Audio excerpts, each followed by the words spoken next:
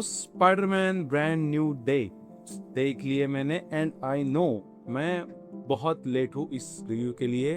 30 जुलाई को पिक्चर आ गई थी, मैंने इसको 2 अगस्त को देखा और शायद से तुम ये रिव्यू अब 6 अगस्त को देख रहे होगे। तो इतना लेट क्यों? क्योंकि मेरी एग्जाम थी पुणे में, पहले एग्जाम दिया, फिर थोड़े दिन बाद मूवी देखा, घर पे आया, शूट किया और अब तुम ये रिव्यू देख रहे हो। तो थोड़ा होता है अब 19-20 इस एग्जाम के चक्कर में थोड़ा संभाल लेना, और यही था मेरा जस्टिफिकेशन अबाउट माई डिले। तो picture Spiderman brand new day कैसी थी and how was my experience? तो देखो, सीन कुछ ऐसा है ना कि ये मेरी लाइफ की पहली स्पाइडरमैन मूवी है जो कि मैंने थिएटर में देखी। एंड आज मैं 21 साल का हूँ और मैं जब थिएटर के अंदर मैंने जब स्पाइडरमैन देखना चालू किया, मैं 21 साल का रहा ही नहीं, मैं फिर से वो 7 से 8 साल का बच्चा बन गया जिसने फर्स्ट टाइम स्पाइडरमैन को टीवी पे देखा था। मैं बस वही बच्चा बन गया भाई। जब स्पाइडरमैन ने जब वो पहली स्विंग ली ना अपनी, जब वो बिल्डिंग से कूदा एंड जब उसने पहला वेब शूट मारा ना भाई, पूरा थिएटर स्टेडियम में कन्वर्ट हो गया था। लोग चीख रहे, चिल्ला रहे, मैं खुद इतनी जोर से चिल्लाया हूँ भाई। तो वो ना एक मोमेंट था कि हाँ, इसी मोमेंट के लिए मैं इस थिएटर में आया था एंड वो इसने मेरे को दे दिया। मेरे को 21 साल का रखा ही नहीं, फिर से वो 7 से 8 साल का बच्चा बना दिया इस पिक्चर ने मेरे को, कि मैं फिर से अपने चाइल्डहुड सुपर हीरो को देख रहा हूँ, एकदम वो ग्राउंडेड वाला स्पाइडरमैन। क्या कोई नहीं है उसका, वो बस अकेला है एंड पूरी दुनिया या फिर न्यूयॉर्क को बचा रहा है। Just because with the great powers comes great responsibility. तो कहीं मैं इमोशंस में थोड़ा बह तो नहीं गया तो बस तो समझ लेना, क्योंकि बिकॉज देखो, स्पाइडरमैन ना सबके लिए एक इमोशन है। हम सबके लिए अपना पहला सुपर हीरो शक्तिमान था ही नहीं, आग थू, हम सबके लिए पहला सुपर हीरो अपना स्पाइडरमैन ही था, वो टोबी मैगवायर वाला थोड़ी।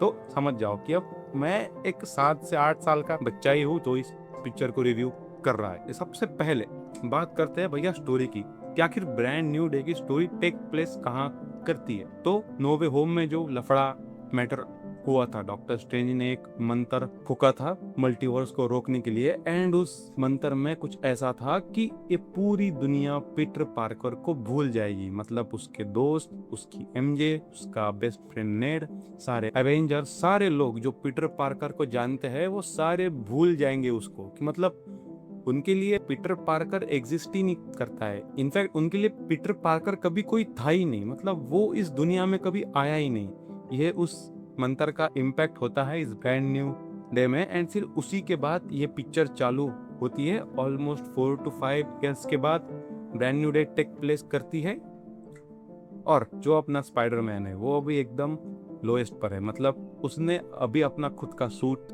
बिल्ड किया है, खुद का एआई बिल्ड किया है फ्रॉम स्क्रैच से, एंड अब उसके पास खुद का फैब्रिकेटर भी है। मतलब वो कुछ नई नई चीजें भी बना सकता है, लेकिन उसके पास जो नहीं है वो है दोस्त, वो है फैमिली, वो है कि मतलब उसके पास खुद की अब आइडेंटिटी नहीं है। अगर वो मर भी गया ना तो लोग स्पाइडरमैन का शौक मनाएंगे, पीटर पार्कर को कोई जानता ही नहीं है क्योंकि वो कभी एग्जिस्ट ही नहीं किया। तो ये जो है उसका पेन, उसका सैक्रिफाइस, उसके इमोशंस जो ये पिक्चर हमको दिखाती है, वो देख के भाई ऐसा अलग ही लगता है कि यार भाई कितना बुरा हुआ। मतलब तुम सोचो ना कि तुम पूरी दुनिया को बचा रहे हो, तुम खुद सैक्रिफाइस कर रहे हो, तुम दर्द में हो, और अगर तुम्हारे साथ कुछ अच्छा हो रहा है, कुछ बुरा हो रहा है, तो तुम किसी को वो बात बता भी नहीं सकते हो बिकॉज यू आर स्पाइडरमैन। तो इसी चीज को ये मूवी इतनी बढ़िया तरीके से दिखाती है। और मैं ये भी कहता हूँ कि ये मूवी स्पाइडरमैन के अलावा सबसे ज्यादा पीटर पार्कर पे फोकस करती है कि आखिर पीटर पार्कर क्या फील कर रहा है after that no way home shit. Brand new day में जो अपना स्पाइडरमैन है वो अब वही अपनी थोड़ी सी नॉर्मल लाइफ जी रहा है। सुबह उठता है, स्पाइडरमैन का सूट पहनता है और 24 घंटे बस लगा रहता है न्यूयॉर्क को बचाने के लिए। और अब उसी के साथ 2 हादसे होते हैं। एक, सबसे पहले उसके बॉडी में हो रहा है म्यूटेशन, उसका खुद पे अब कंट्रोल नहीं है, उसके सेंसेस हाइपर एक्टिव हो चुके हैं। इवन उसके पास अब ऑर्गेनिक वेबिंग भी आ चुकी है। मतलब समझ रहे हो ना, जैसे अपना वो ओजी वाला Spiderman without any web shooter web मारता था, बस वैसा ही अपना पीटर पार्कर जो अपना टॉम हॉलैंड वाला स्पाइडरमैन है, वो भी अब वैसा ही ऑर्गेनिक वेब यूज कर रहा है। एंड उसको जिस तरीके से दिखाया है, जो उसका वो म्यूटेशन हो रहा है, उसका खुद पे कंट्रोल नहीं है, वो भी देखने में अलग ही मजा आता है। जब वो पहली बार वो ऑर्गेनिक वेब यूज करता है ना, that scene was so good. मतलब मजा आता है वो देख के। एंड उसको एक फन वे में भी वो लोग दिखाते, मजा आता है। और दूसरा जो कि अपना मेन विलन है, जो लोगों के दिमाग में घुस के उनको मैनिपुलेट करता है, उनको कंट्रोल करता है। लेकिन जब वो स्पाइडरमैन के दिमाग में घुसना चाहता है तो वो घुस नहीं सकता, बिकॉज ही स्पाइडरमैन। तो अब ये विलन कौन है, ये क्या चाहता है, और ये स्पाइडरमैन से क्या चाहता है, और ये ऐसा क्यों कर रहा है, मतलब लोगों के दिमाग में शिफ्ट होके न्यूयॉर्क में तबाही मचा रहा है, तो वो कौन है, क्यों है, किस लिए है, ये तुमको इस पिक्चर में देखने को मिलेगा। और अगर तुम शातिर हो तो वो तुमने पहले ही गेस कर लिया वो कौन है। If you know you know. वही स्पाइडरमैन के साथ साथ इसमें हमको पनिशर भी देखने को मिलता है, थंडर बोल्ट्स की वो मोहतरमा भी देखने को मिलती है, ब्लैक विडो की बहन, और हल्क, अपना हल्क देखने को मिलता है भाई। और फाइनली अपना हल्क वो ट्रांसफॉर्मेशन लेता है और वो दिखता है कि भाई ये हल्क है। मतलब वो जब हल्क वाला सीक्वेंस आता है ना, Hulk versus Spiderman, that was so epic.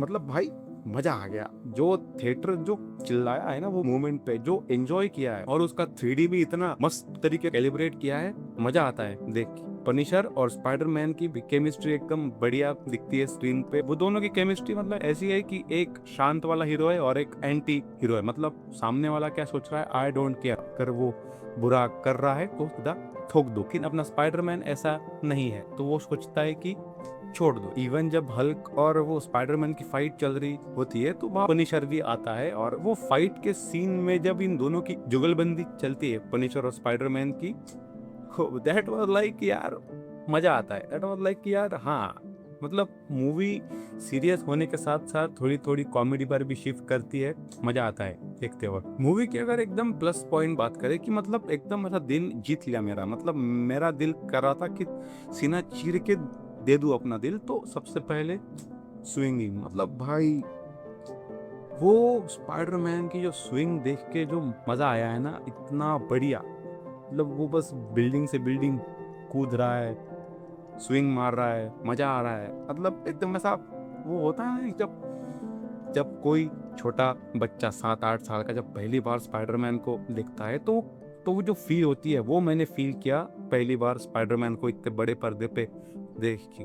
Second की मूवी ने स्पाइडरमैन से ज्यादा पीटर पार्कर पे फोकस किया है, उसके इमोशंस, उसका पेन, उसका सेक्रीफाइस, उसकी लव लाइफ, और उसके जो दोस्त मतलब एमजे और नेड जो थे, उनके साथ जो फिर वो जब मिलता है, वो बस एमजे के सामने खड़ा है और कोई बहन का आता है और उसको किस कर रहा है। भाई वो सीन पे मेरा दिल टूट गया था कि भाई ये क्या, ये नहीं चाहिए था भाई, ये नहीं चाहिए था। उसका भाई उसका चेहरा देखने लायक था कि भाई बस अब वो रोने वाला है, लेकिन फिर भी वो स्पाइडरमैन है, वो रोता नहीं है, ही इज मैन।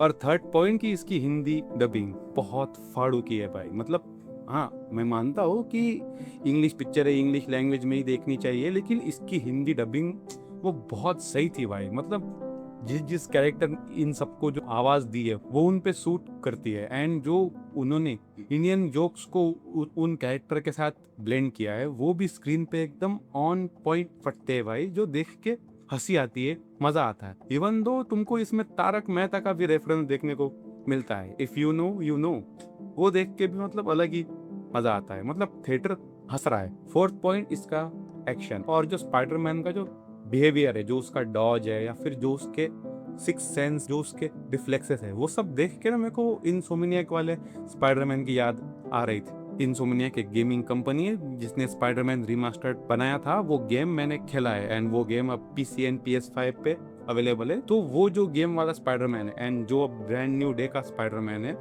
उन दोनों का बिहेवियर, उनका एक्शन, उनके रिफ्लेक्सेस बहुत सिमिलर लगे मुझे। इवन जब इसके क्लाइमैक्स के फाइट में जब स्पाइडरमैन अपना वो वेब शूट मारता है ऐसा घुमा घुमा के, वो देख के भाई मजा आता है। That was so fucking peak for me. मतलब वही कि भाई बहुत सारे मोमेंट्स है मूवी में कि तुम्हारा दिल जीत लेगी वो, कि हाँ मैं स्पाइडरमैन मूवी देखने आया था और मेरे को स्पाइडरमैन के साथ साथ एक पीटर पार्कर की भी मूवी देखने को मिल गई। और अगर बात करें निगेटिव की, तो इसके ट्रेलर में जो ये सीन दिखाया गया था, जो विलन्स दिखाए गए थे स्पेशली हैंड, और ये जो सीन था, तो इस सीन के ऊपर जो ब्रेकडाउन वीडियोस बनी थी भाई कि इसमें डेयर डेविल है, इसमें एंड्रयू गारफील्ड वाला स्पाइडरमैन है, इसमें टोबी मैगवायर वाला स्पाइडरमैन है, और ये जो हैंड है, ये हैंड हमको फर्स्ट टाइम डेयर डेविल में देखने को मिले थे। तो ऑब्वियसली लगता है कि इसमें हमको डेयर डेविल भी देखने को मिलेगा। उसके चक्कर में डेयर डेविल बॉर्न अगेन और डेयर डेविल के 3 सीजन देख लिए मैंने,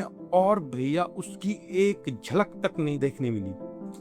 तो वही पे थोड़ा दिल था, और जो ब्रेकडाउन बने थे भैया, उसकी जो वाट लगाई है इस पिक्चर ने, एक भी सच नहीं है। तो वही लगा कि यार थोड़ा डेयर डेविल को अगर दिखा देते तो मजा आता। वही तुमको कैसी लगी है मूवी बताओ। अपन इसको देगा 3.5 ऑन 5 स्टार। तब तक के लिए हंसते रहो, खुश रहो और देखते रहो रिव्यूज। बाय।